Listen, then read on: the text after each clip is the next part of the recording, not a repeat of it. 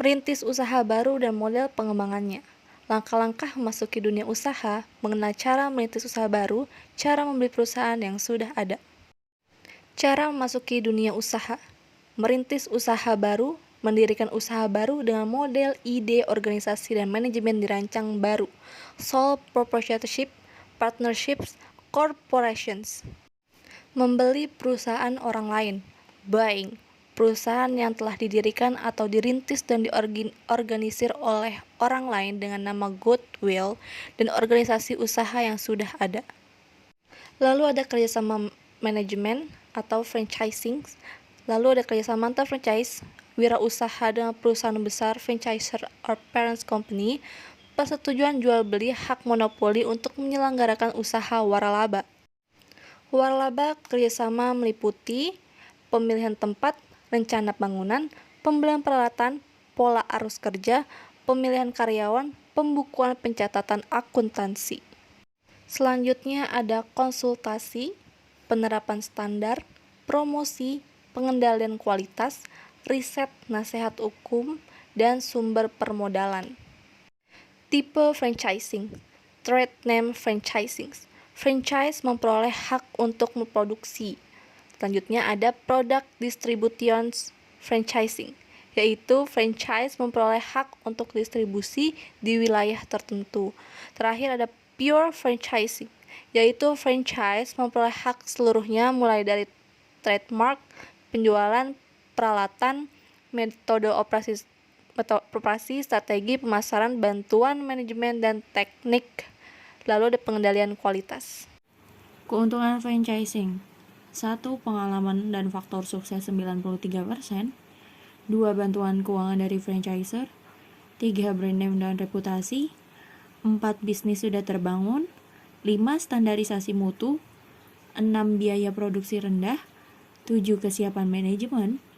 8. Bantuan manajemen dan teknik. 9. Profit lebih tinggi. 10. Perlindungan wilayah. 11. Manfaat market research dan product development.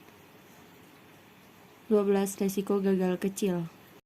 Bantuan franchisor: 1. Pelatihan manajemen dan staf serta rekrutmen karyawan. 2. Pemilihan dan pengkajian lokasi. 3. Rancangan fasilitas dan rencana bangunan. 4. Spesifikasi peralatan dan produk. 5. Dukungan promosi dan iklan. 6. Bantuan pada pembukaan franchise. 7. Bantuan dalam pendanaan. 8. Pengawasan yang berlanjut dalam pencatatan dan akuntansi, konsultan, pemeriksaan, dan standar promosi, pengendalian kualitas, nasihat hukum, riset maupun sumber material. Persetujuan antara franchisor dan franchise.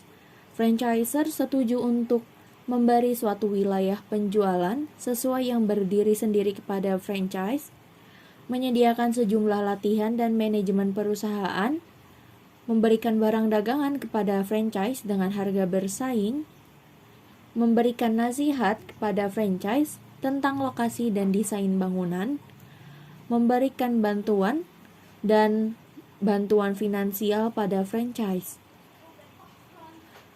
Franchise setuju untuk menyelenggarakan perusahaan dengan persyaratan yang diajukan franchisor, menginvestasikan jumlah minimum tertentu pada bisnis, membayar kepada franchisor suatu jumlah tertentu sebagai imbalan yang tetap, membangun atau bila tidak menyediakan fasilitas perusahaan seperti yang telah disetujui oleh franchisor, membeli persediaan dan material standar lainnya dari franchisor atau supplier yang telah disetujui.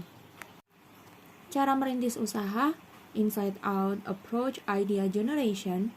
Merintis usaha dengan pendekatan berdasarkan gagasan sebagai key success factor.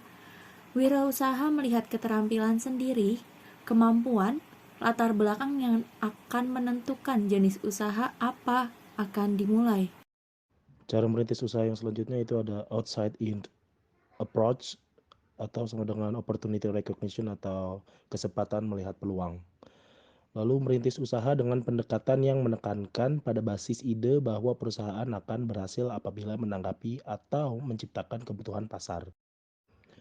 Opportunity Setelah itu baru, recognition yakinkan bahwa atau Anda tidak kesempatan melihat akan peluang merintis adalah usaha baru. pengamatan Cara pertama, lingkungan sebagai tentukan alat jenis pengembangan perusahaan yang yang akan diinginkan dan ditransfer menjadi apakah peluang Anda mampu ekonomi, mengelolanya. seperti media Pertimbangkan cetak gaya dan hidup yang elektronik, Anda inginkan, laporan periodik apa yang perubahan diharapkan dari ekonomi, perusahaan tersebut, jurnal uang, perdagangan dan kebebasan pameran atau dagang, fleksibilitas. lalu informasi lisensi. Kompetensi inside out, teknik, yaitu kemampuan menyediakan produk dan penyajian yang menarik untuk pasar. Lalu ada marketing, yaitu kemampuan menemukan pasar, pelanggan, dan harga yang tepat. Lalu finansial, yaitu kemampuan bagaimana mengatur sumber dan penggunaan dana. Lalu ada network, yaitu kemampuan bagaimana mencari, memelihara, dan mengembangkan relasi, serta kemampuan komunikasi dan negosiasi. Bagaimana cara membeli perusahaan yang sudah berdiri? Alasan kenapa pilih cara ini karena yang pertama low risk, rendah risiko atau risiko yang rendah, lalu easy, mudah, serta bargaining price taker, pengambil harga tawar-menawar. Tapi kita patut waspada dengan masalah eksternal seperti lingkungan karena banyaknya kompetitor dan ukuran peluang pasar, serta masalah internal seperti citra dan reputasi perusahaan, masalah karyawan, konflik manajemen dan karyawan yang nantinya sukar diselesaikan oleh pemilik baru.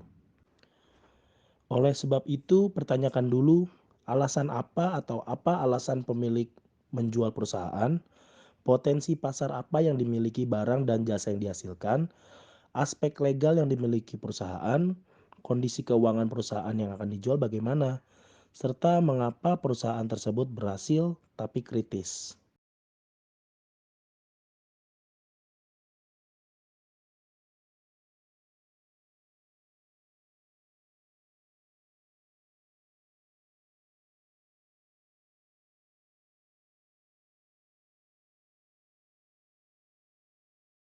Pertimbangan lokasi yang menguntungkan, jajaki penyandang dana sebelumnya, persiapan bahwa Anda akan jadi pedagang, tetapkan perusahaan yang akan dibeli, adakan penelitian sebelum Anda menyetujuinya.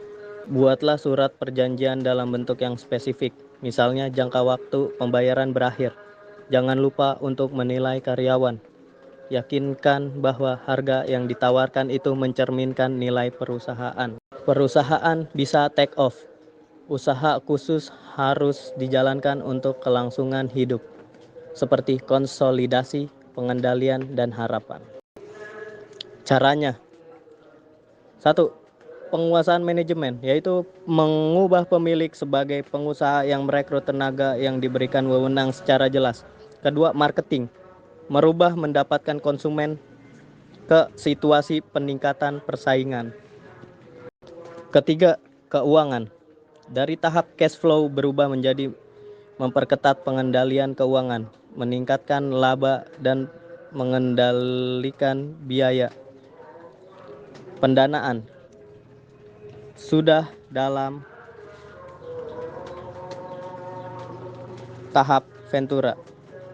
Konteks persaingan bebas yang semakin dinamis. 1. Perlu strategi pengembangan kompetensi inti, pengetahuan dan keunikan. Hasilnya keunggulan di Aveni 7-S strategi. Dan yang terakhir, the new 7 Cs. Superior stakeholder satisfaction. Strategi soothsaying. Position for speed. Position for surprise.